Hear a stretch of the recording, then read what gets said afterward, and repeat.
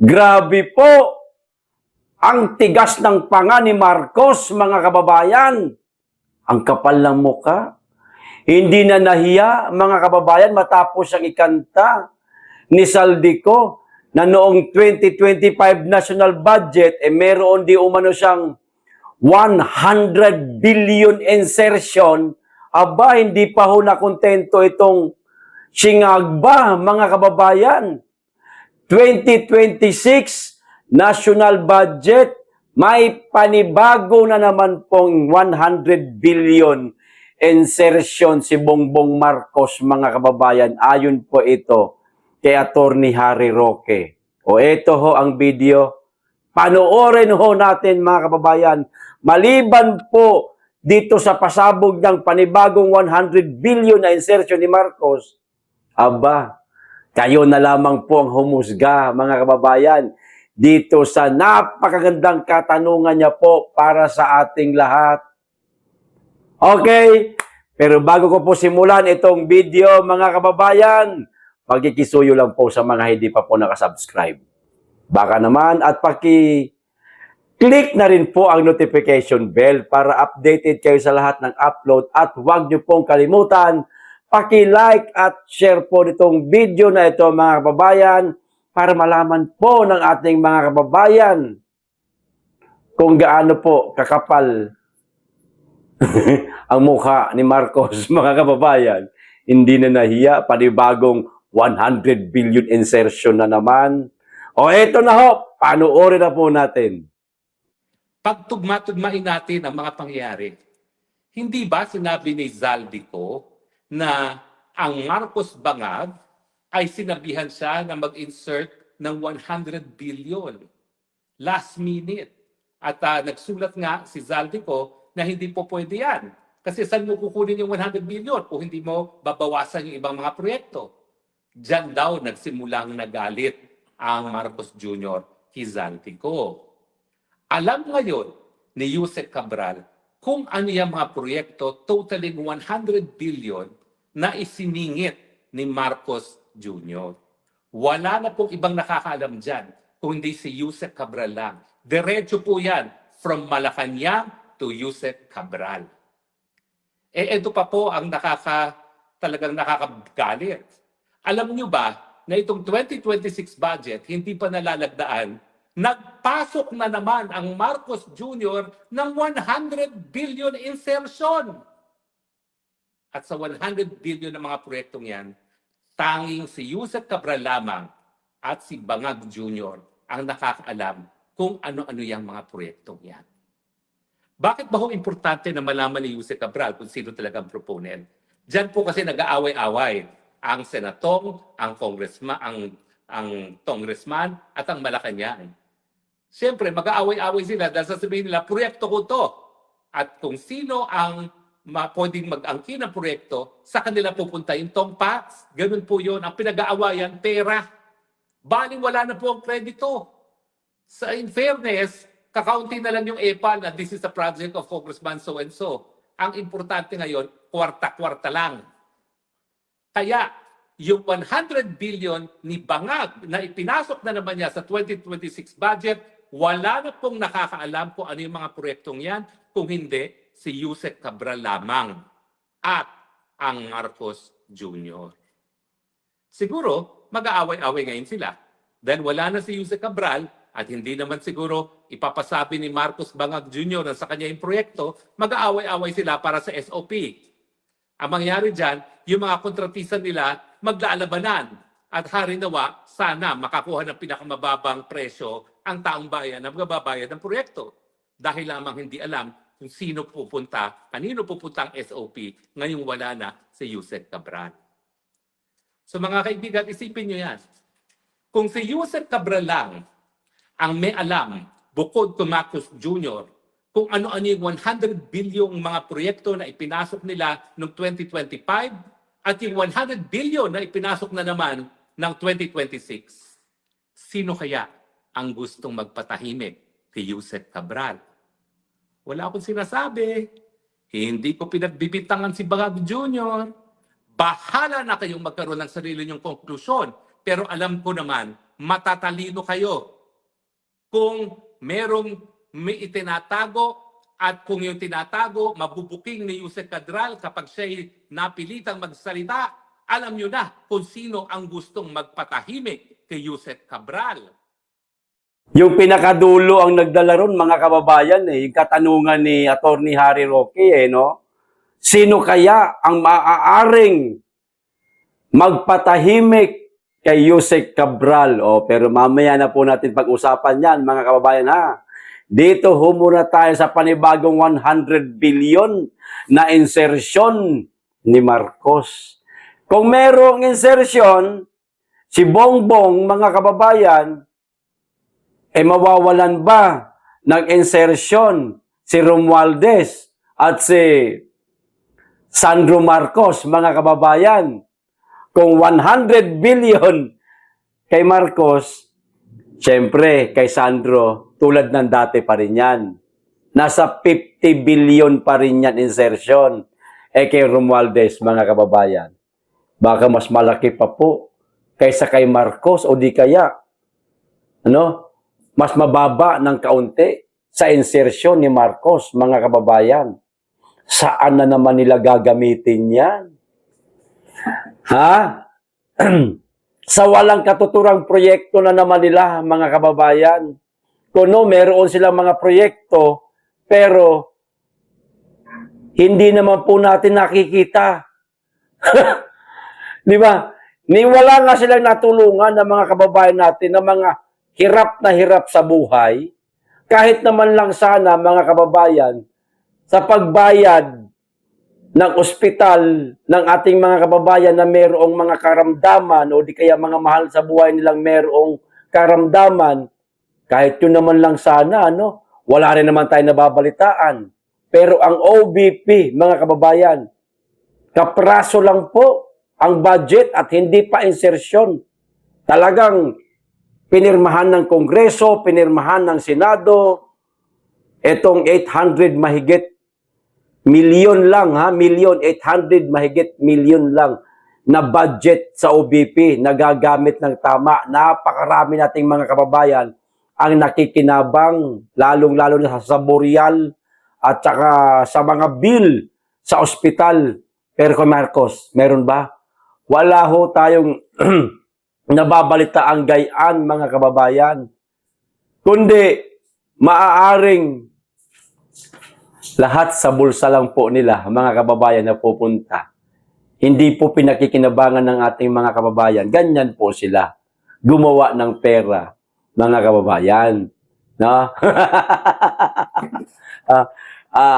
Ano lang ba? Dinaan sa insertion, mga kababayan, para magkaroon ng laman ang sarili nilang bulsa. Ngayon, dahil nga, nasabi ni Attorney Harry Roque, mga kababayan, na ang mga nakakaalam, lahat ng mga insertion ni Marcos at lahat ng iba pang mga transaksyon ni Marcos, mga kababayan, ay si Yusek Cabral. Di po ba? Maliban po kay Yusek Cabral, mga kababayan, meron pang nakakaalam sa mga hinahawakang papeles o mga dokumento na hawak ni Yusek Cabral nung siya pa ay nabubuhay. Di ho ba? Walang iba kundi itong nanghingi ng kopya ng file ni Yusek Cabral, mga kababayan, si Congressman Leviste.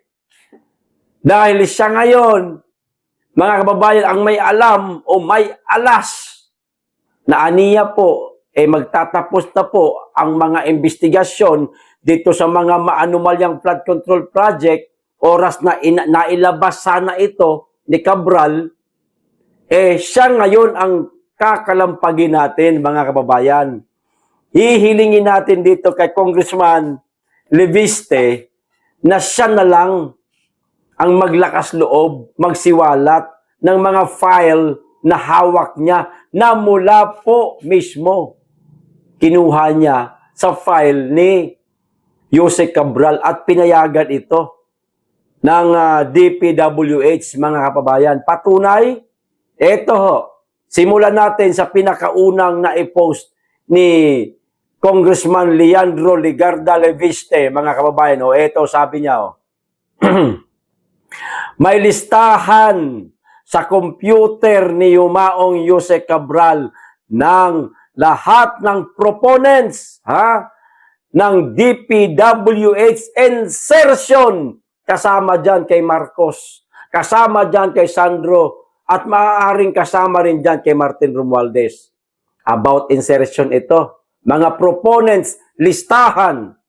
Okay. May kopya nito. May iilan daw. So, yung iilan, wag na nating hangarin yan na ikanta o ilabas ito. Matatakot yan sila.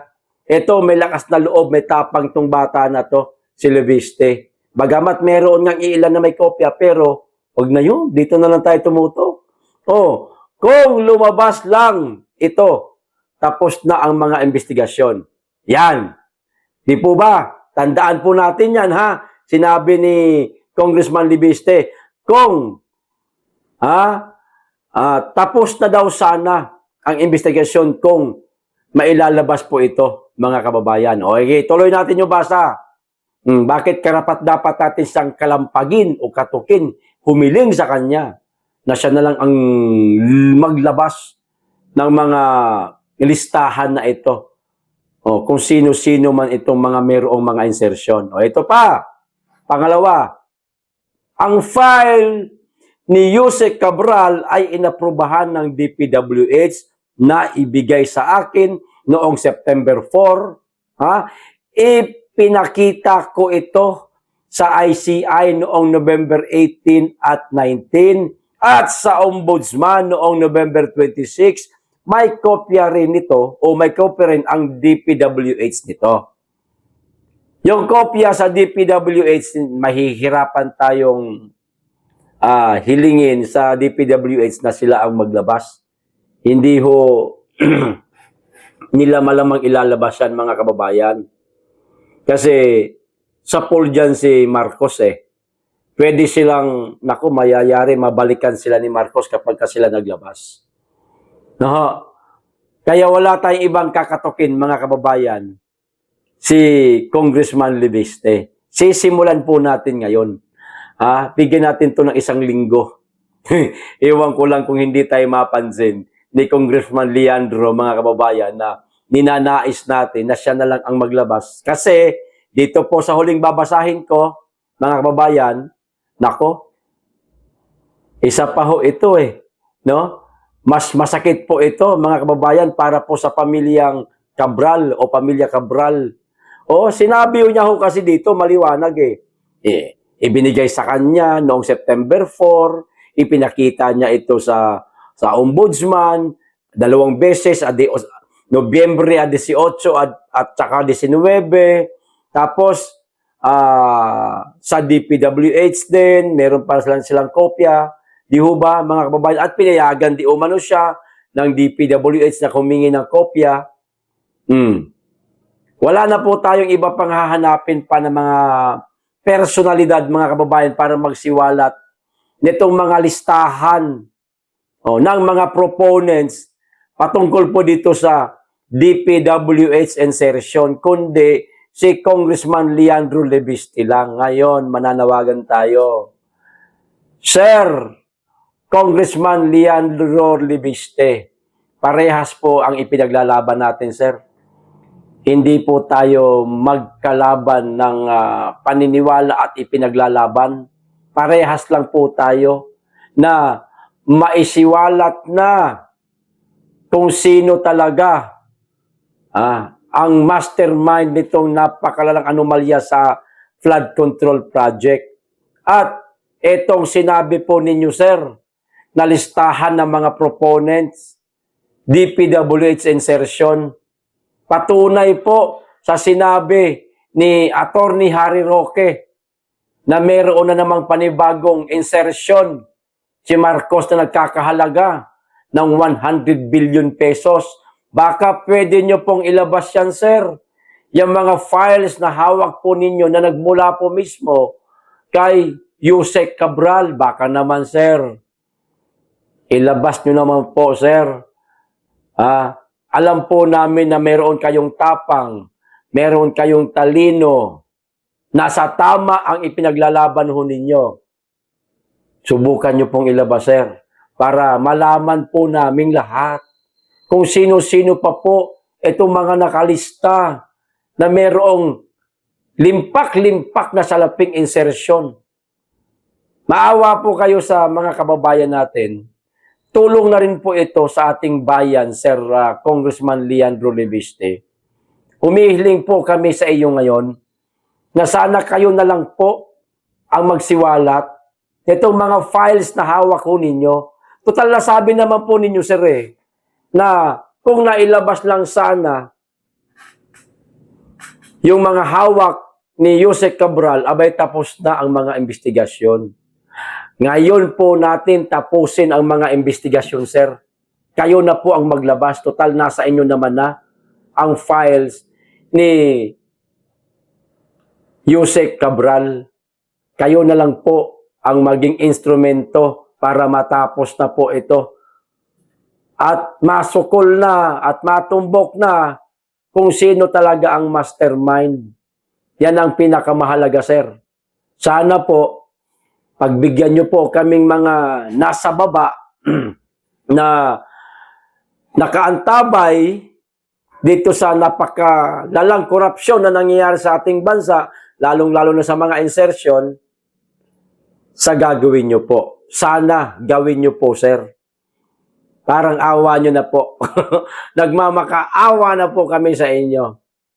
Maglakas loob po kayo. Total, may tapang naman po kayo eh. Kasi kung hindi lang nasuspende si Congressman Kiko Barsaga na minsan nang kinampihan mo dahil sa pagkakasuspende sa kanya, baka siya pa naglabas niyan eh. Baka hingin niya sa'yo yung mga files na nasa'yo na nagmula kay Cabral at siya mismo ang maglalabas sa kanyang social media. Kaso suspendido pa po itong kongresista, baka pwede, sir. Leandro Leviste, kayo na lamang po ang maglabas, sir. Patunayan nyo po na totoo yung ipinaglalaban ninyo. Patunayan nyo po, sir, na totoong meron kayong alas na hawak tungkol dito sa mga DPWH insertion na ito. No, sir, para malaman naman po namin. Kasi may karapatan din po ang taong bayan kung sino itong mga elected official na gahaman sa salapi. No, ginagamit po ang insertion, pinipilit nila na mag-insert talaga ng budget na para sa kanila lang naman talaga yan, sa totoo lang. Ako naniniwala ako dyan, mga kababayan na yung mga insertion na yan, siguro yung iba, merong mga nasimulang proyekto pero hindi natapos katulad doon kay Risa. Di ba? Insertion din yon. Meron siyang pinagawa, sinimulan niya. Yung nga lang, mga poste lang natapos. Tapos ngayon, nabubulok na yung mga bakal. Hindi man lang natapos, pero kumpleto ho ang pera nun. Ibinigay, ipagpalagay nating nasa 20. Papalagay lang ha. Pagpalagay natin nasa mga 180 million. Halimbawa na lang. Mga poste lang yung pinatayo Siguro nagkakahalaga lang yun ng 2 million. Nasaan yung iba? Di ba? Ganon. Di binulsa na. Mas lalo na. Yung 100 billion ni Marcos. 50 billion ni Sandro Marcos. Di ba, mga kababayan? Kaya, gamitin po ninyo, mga kababayan, ang inyong mga kanya-kanyang social media account.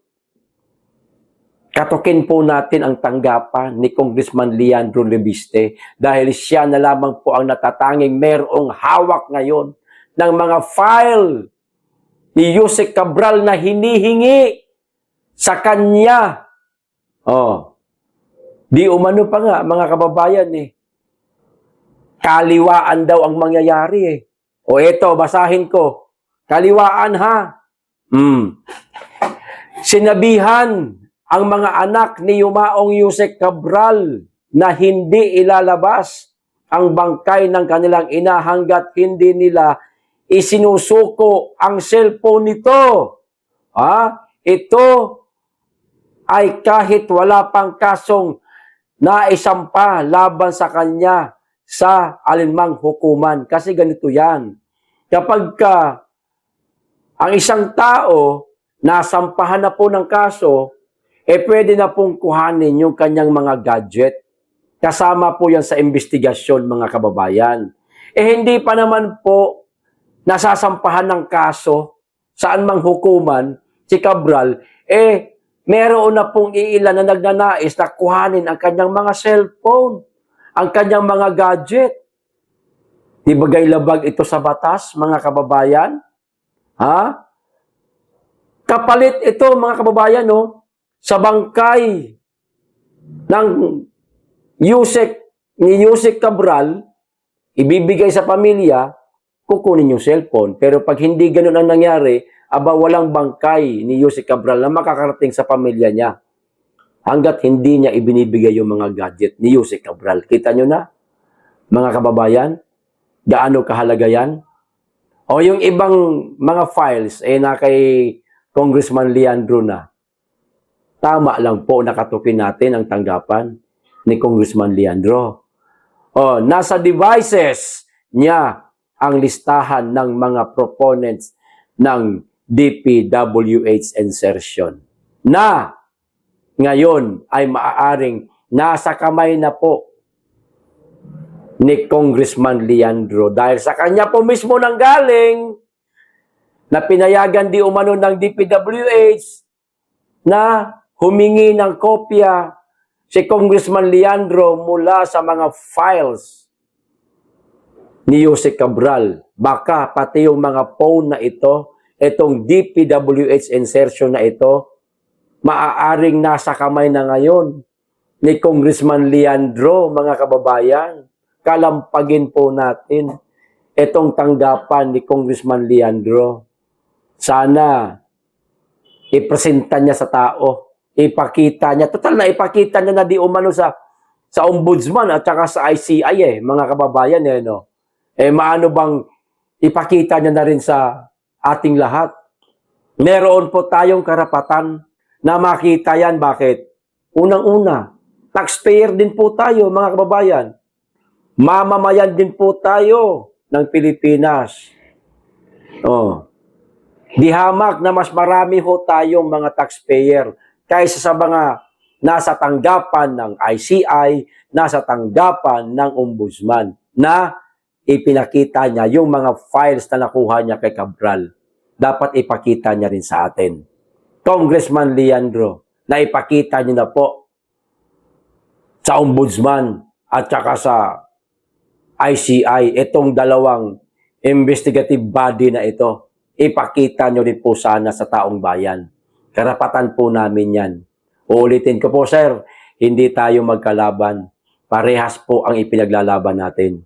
Sana, sir, sa lalong madaling panahon, maipakita niyo na po, maipresenta niyo na po sa taong bayan, sa inyong nalalaman na kaparaanan, maaaring sa sarili mong social media o di kaya sa mga mainstream media. Okay? Ito pa isang balita, mga kababayan. Nako! Kahiya-hiya na naman ito, mga kababayan. Kawawa naman si Marcos ho.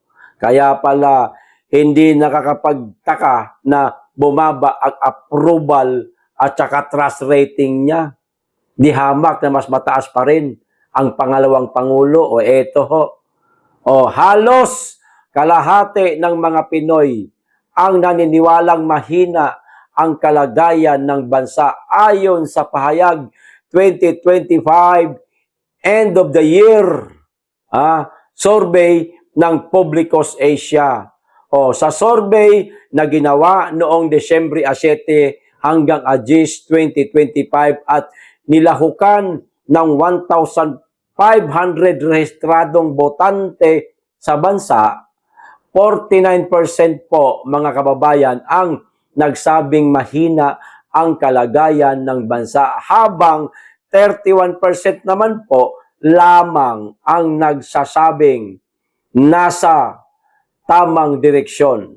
Kita nyo na, mga Pinoy, di kontento sa direksyon ng Pilipinas. Sino po ba ang nagtitimon ng Pilipinas para mapunta sa masamang direksyon o mapunta sa mabuting direksyon ng Pilipinas? Walang iba, kundi si Bongbong Marcos, mga kababayan. Siya po ang nagtitimon. Siya po ang driver. Siya po ang piloto, siya po ang kapitan. Kung sa barko pa. Marami po sa ating mga kababayan ang nagsasabing wala sa tamang direksyon ng Pilipinas. Dahil ho yan sa pamumuno ni Bongbong Marcos na wala sa tamang direksyon at walang tamang desisyon. Mga kababayan, yan po ang katotohanan dyan. Kaya nasabi ng karamihang Pinoy na wala sa ayos ang direksyon ng Pilipinas. So anong dapat natin gawin? Di panibagong katukan na naman to ng tanggapan ng presidente. Mr. President, mahiya ka naman. Mas marami ng Pilipino ang may ayaw sa'yo o sa pamumuno mo. Kasi napansin nila na wala sa maayos na direksyon ang pinatutunguhan ng ating bansa. Magulo na po ang bansa, Mr. President. Baka pwedeng mag-step down na lang po kayo, Mr. President. Huwag nyo na po hayaan na mangyari. Ang mangyari po, o ang nangyari noon sa tatay mo, ibigay mo na sa ibang tao ang pamamahala sa Pilipinas. At unang-una, marami na pong nagsisipag-rally, mga kababayan natin na galit na po sa napakalalang korupsyon na nangyari sa ating bansa, na napabayaan nyo po. Hindi nyo po hanggang sa ngayon inaarsilba. Pangalawa, itong wala sa maayos na direksyon ng ating bansa, naramdaman na po ng ating mga kababayan, Mr. President. Huwag po kayong manhid, sir. Hindi na po kayo nagugustuhan ng ating mga kababayan. Hindi na po kayo mahal ng ating mga kababayan. Pinandidirihan na po ang inyong administrasyon. Aba, tabla naman po kayo ng hiya. Meron po bang salitang delikadesa sa pagkatao mo, sir? O wala? Nagtatanong lang. Ngayon kung wala, sige, ipagpatuloy mo yung kakapalan ng mukha mo, sir. Pero kung kumikilala ka pa sa salitang delikadesa, gamitin mo na. Maawa ka para sa bayan na lang sana. Yan lang. Okay, sir? Ito pa isang balita, mga kababayan. Itong tungkol naman po dito sa sinabi ni Auntie Claire, nako, kita nyo kung paano niya niluluto ang istorya tungkol dito kay Yusek Cabral na pwede niyang ikonekta na naman sa mga Duterte, mga kababayan.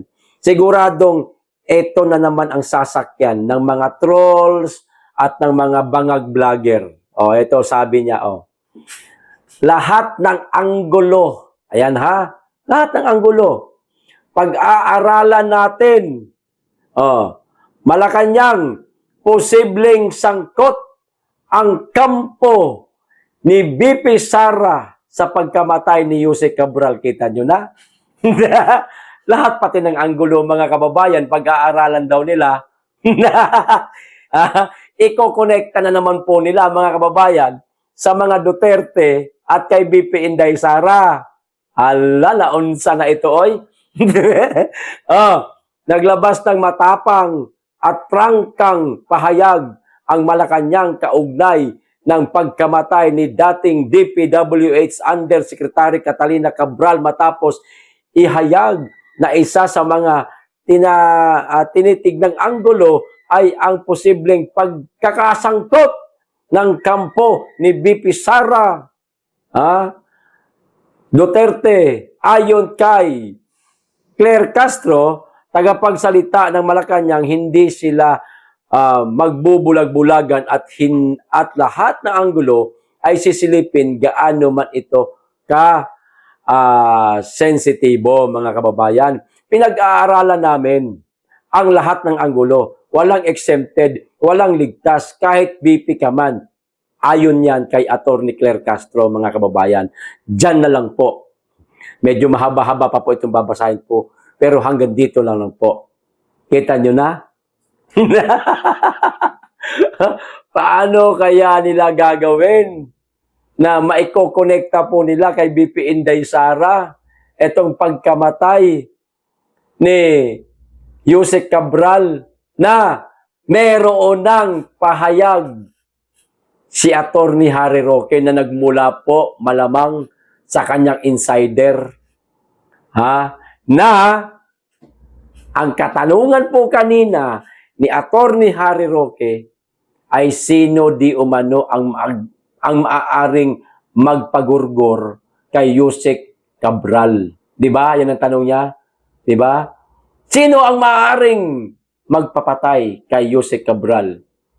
Ngayon, nasabi pa ni Atty. Harry Roque na lahat ng listahan ng lahat ng mga proponents hawak ni Yusek Cabral. Lalong-lalo na itong DPWH insertion na ito, mga kababayan. Na ngayon, ay na kay Congressman Leviste na. Kung dali ho nila si Yusek Cabral, mga kababayan, kung napatahimik man nila, kung ito may pinatahimik o sadyang tumalon itong ale, ipagpalagay natin kunwari, pinatahimik talaga itong si Yusek Cabral. Oo, napatahimik nila, pero meron pong pinagpasahan ng mga dokumento. Walang iba kundi si Congressman Leandro Leviste, mga kababayan. Congressman Leandro Leviste, mag-iingat po kayo, sir. Mahirap na. Alam nyo naman po, ang mga nakaupo ngayon, may sa demonyo, sir. Mahirap na, baka igaya po kayo kay Yusek Cabral, wag naman po sana. Hanggat maaari, sir, dagdagan nyo po yung inyong mga bodyguards para safety ho kayo. Lalo na't nasabi nyo na po na ang mga file na hawak ni Cabral ay hawak na rin ninyo. Delikado ho kayo. May alas po kayong hinahawakan, sir. Okay? O, ito pa isa, mga kababayan. DNA tungkol po kay Yusek Cabral. Kumpirmado, mga kababayan, na siya nga ang babaeng nahulog sa bangin. O ito, DNA test confirmed remains found belong to Catalina Cabral. Ayon po sa DILG, mga kababayan. DNA test confirms remains found belong to Catalina Cabral. Yan, mga kababayan. So, mawawala na ngayon ang agam-agam o hinala ng ating mga kababayan na baka hindi si Cabral ang namatay kasi nga hindi daw pinakita yung muka o baka drama-drama lang na kunwari merong isang babaeng nahulog doon sa bangin at sinasabing di umano'y si Cabral pero ang totoong Cabral nilisan na ang Pilipinas at nasa ibang bansa na. Mawawala na ngayon yung haka-haka na yan. Kumpirmado na inumpirma na ng DILG na si Cabral nga, mga kababayan. So, doon na po tayo sa kung sino ang may kagagawan ng pagkamatay ni Yusek Cabral, katulad ng katanungan ni Atty. Harry Roque. Okay? Mag-antabay tayo. Hanggang dito lang. Maraming salamat, mag-iingat kayong lagi at higit sa lahat. Mahalin po natin ang Pilipinas.